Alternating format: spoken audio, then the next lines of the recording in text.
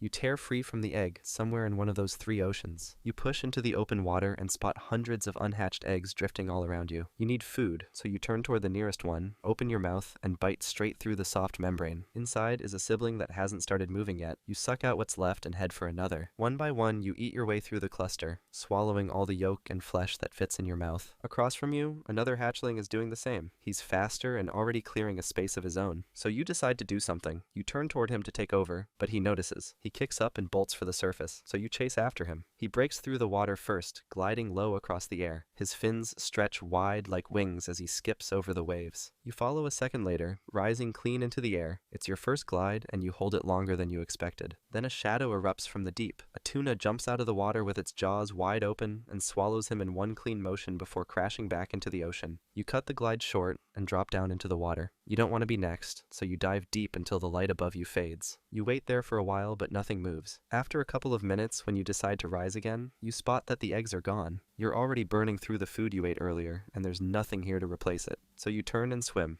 and now you're on your own. Skip forward a bit, and you're 3 weeks old now. You haven't seen another flying fish since the tuna incident. You drift in the open layer, snapping at copepods and whatever else floats by, but there's not much food here. Then one morning, the light below you changes. Hundreds of ripples cut through the water. Dozens of juvenile fish swim by in perfect synchronization. Mostly half-beaks, but a few look like you. You dive and slip into formation at the edge of the group. No one chases you off, so you stay and copy their movements. You turn when they turn, and dive when they dive. You bump the others a few times, but they don't react. They're focused ahead, moving as one. You stay in the middle, not because it's safer, but because it's easier to keep pace there. Then the school splits apart. A lancetfish shoots up from below, and the group breaks in every direction. Some fish go up, some veer off to the sides, but you stick close to a tight cluster and follow them straight down. One flying fish near the edge tries to escape a different way. It kicks up hard and launches into the air, hoping to glide to safety. But it doesn't get far. A bird dives from above and snatches it mid-air before it can turn. You stay low and keep your place in the cluster.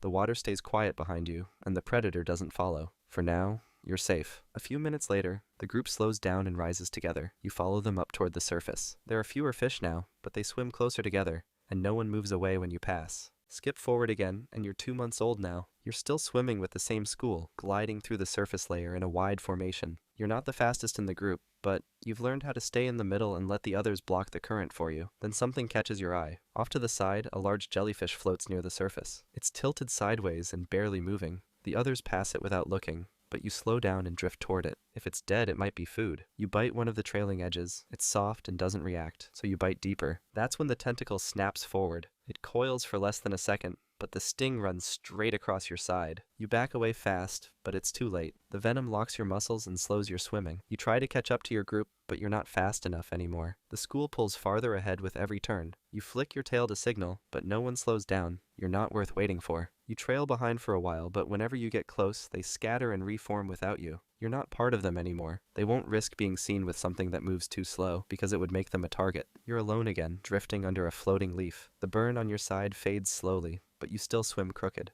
The jellyfish is gone, and so is the school. You thought you were being smart, breaking off to get an easy meal. But out here, smart doesn't help if you're wrong. You're 11 weeks old now. You haven't seen another fish in days. You swim alone, moving slowly and staying close to any drifting debris you can find. The light feels brighter out here, and every shape that breaks the surface could be a threat. You spot a shrimp hanging just below the waterline. You speed up, bite through the tail, and lunge upward with the momentum. It's not a high jump, but it makes noise, and that's all it takes. A young seagull tilts in from above. You see the white flash of feathers as it circles wide. You dive, but not deep enough, and it follows your path. It doesn't dive yet. It's watching how you move. You glide again a few minutes later to test if the seagull is still watching, and it shifts its flight to match yours. You cut the glide short and swim under a floating branch, hoping it will lose track of you. But it circles once, lands for a moment, and waits. As soon as you move again, it lifts off and begins circling overhead. It's not striking yet. It's waiting for the perfect moment. It wants to catch you in the air, so you give it what it's waiting for. You kick upward and glide out of the water with your fins wide. The seagull locks onto you and starts to close in from above, but before it can reach you, you kick again and shoot straight up. Your body slams into its chest, knocking it off balance. The seagull flails in the air and falls backward into the sea. You hit the surface a second later and dive deep. When you circle back, the seagull is still floating there, paddling with its wings. But it's young,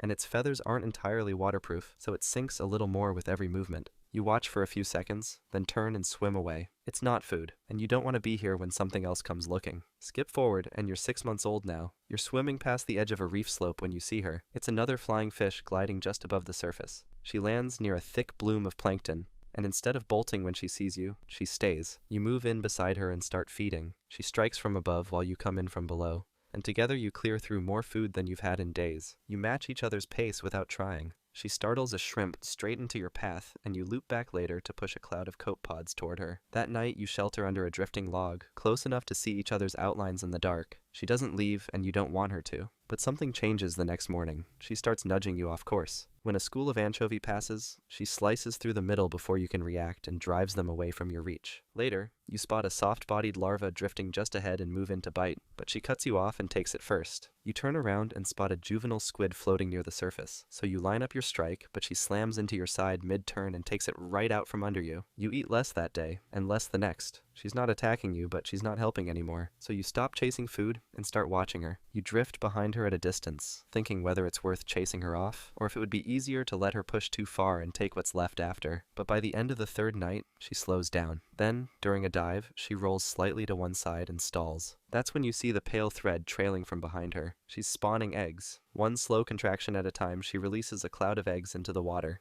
They hover briefly, then fade into the current. You move closer and think about killing her. She's weak enough now that it would be easy. But before you do anything, her body slips sideways and starts to sink. She folds once and drops out of sight. You wait a moment, then turn away and rise. Sometimes you don't have to kill. You just have to last longer. Skip forward again and you're 9 months old now. You're faster and stronger than you used to be. So when you spot a new school of flying fish, you don't wait long. You move in from the side and slide into the group. No one drives you off, so you stay. You swim with them through a thick zone of plankton and larvae. It's the first time in weeks you've eaten without a fight. For a moment, it almost feels safe again. Then the water pulses. You hear clicks around you, then feel the pressure shift again. It's dolphins. They're already close. Just 3 dolphins sweeping in from the sides and below. The school scatters on instinct. Some shoot upward, while others dive. But you try to veer left and a dolphin blocks your path, pushing you back toward the center with 3 others. The first strike comes without warning. One dolphin lashes its tail and folds a fish around the impact so hard the body bursts open mid-water. The second grabs another by the tail and whips it upward. Before it even starts falling, another dolphin rises and slams it sideways with its mouth. You turn hard and dive, hoping they're distracted, but one of them is already below you. It lifts you by the ribs and throws you into the air. You twist and hit the surface on your side, but another strike sends you tumbling again. They're not chasing to feed, they're just playing for fun. You try to pull away, but before you can, the dolphins grab the last fish beside you. One clamps its head, the other takes the tail, and together they pull until the body splits. You drift back and see both halves drop like nothing.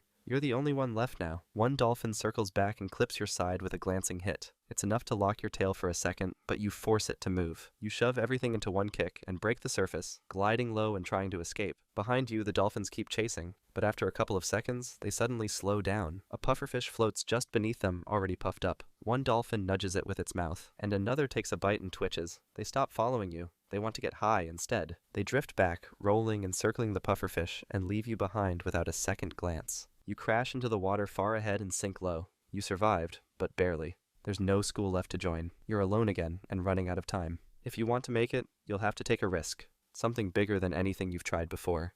You're 11 months old now and you haven't eaten in 2 days. You've tried chasing schools, but they scatter before you get close. And every time you follow a trail, it ends in nothing. Then one night you see something strange ahead. A bright glow that doesn't flicker like plankton and doesn't drift like moonlight. It's steady and too bright to be natural. You move toward it slowly. A few other fish are already circling the area, dipping close and rising again. One dives low, bites something near the base, and vanishes upward without a trace. You hold back for a moment, but the glow stays fixed, and the smell in the water feels like food. It doesn't move, so you swim closer out of curiosity. You circle once, checking for threats, but nothing changes, so you surge forward and snap at a small glint just below the light. The hook punches through your mouth before you even register the pain, and a second later, a line pulls tight and jerks you upward. You twist and kick, but the pressure changes too fast and the pull doesn't stop. You rise through the water with your head forced back and your tail flailing behind. Then, you break the surface. A hand grabs you and pulls the hook free. You flop once, against something hard and wet, trying to breathe but you're suffocating. 2 men lean over you. One lifts you by the tail and the other raises a phone. The flash goes off. Then you're dropped on a board, still alive but already fading. You came for food and followed the light,